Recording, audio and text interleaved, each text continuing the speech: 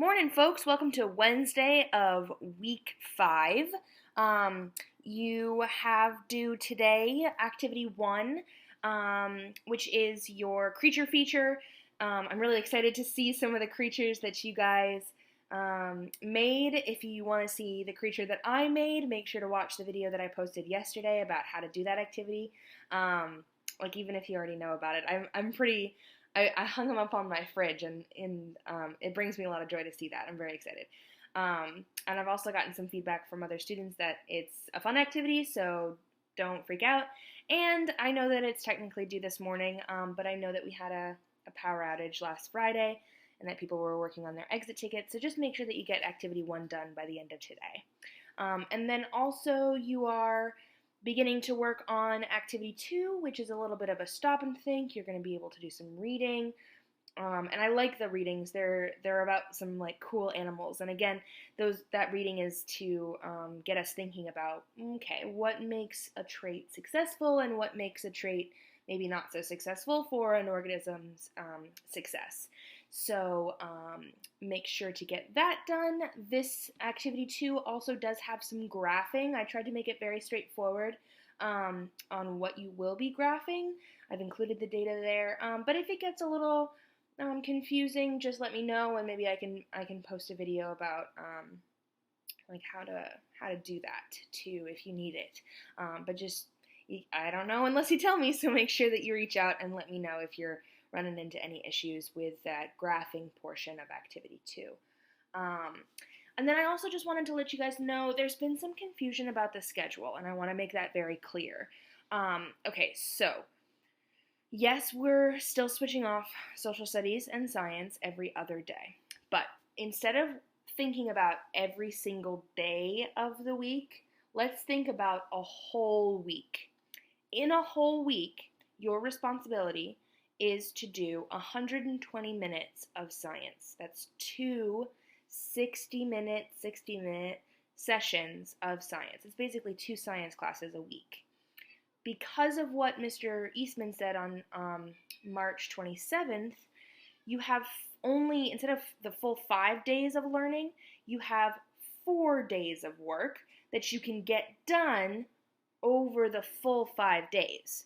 So because of that, and because you have 2 sessions of science a week, I've had activity 1 be due at the beginning of the week and activity 2 due at the end of the week to kind of help you guys with that workload. So really all you need to remember, for activity 1, you can do it on a Monday. You can do it on a Tuesday. It doesn't matter when you do it. You just need to do it before Wednesday morning because that's when it's due. Same with activity 2. You can do it on Wednesday. You can do it on Thursday. You can do it on Friday.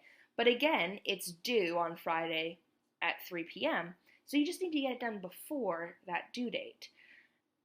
And I did that on purpose to give you guys some flexibility because I know that not everybody does science at the same time.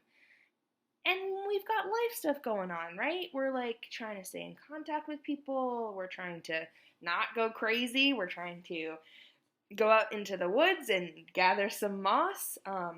So because I've blocked it out that way, it gives you a little bit of flexibility for when you do science.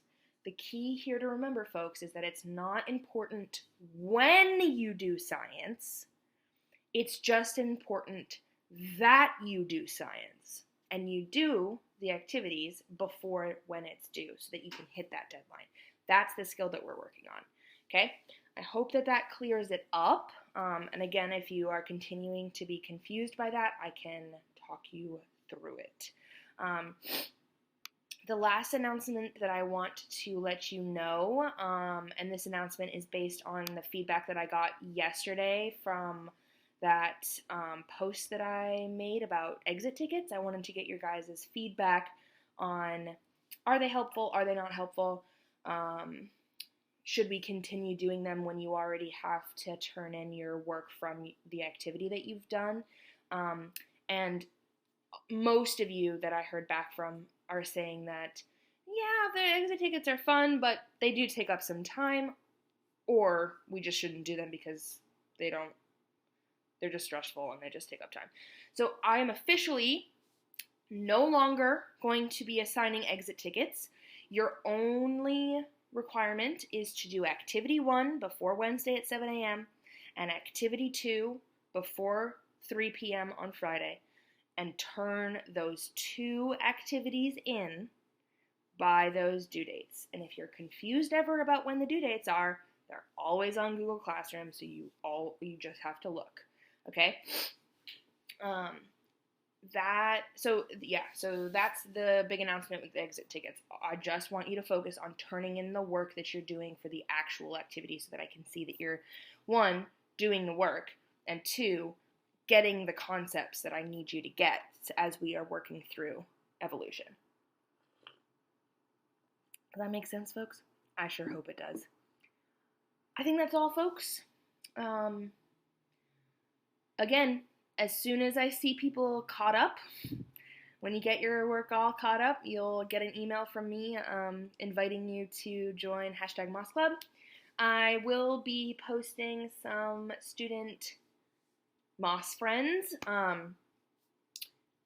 maybe this week, hopefully by Friday, maybe when I see you guys during Miss Fish's Zoom, provided that we don't get another snow day.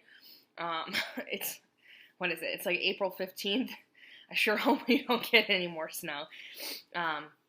So you get to, those of you who have joined #MossClub, meaning that you enjoy looking at the website, there's no requirements there.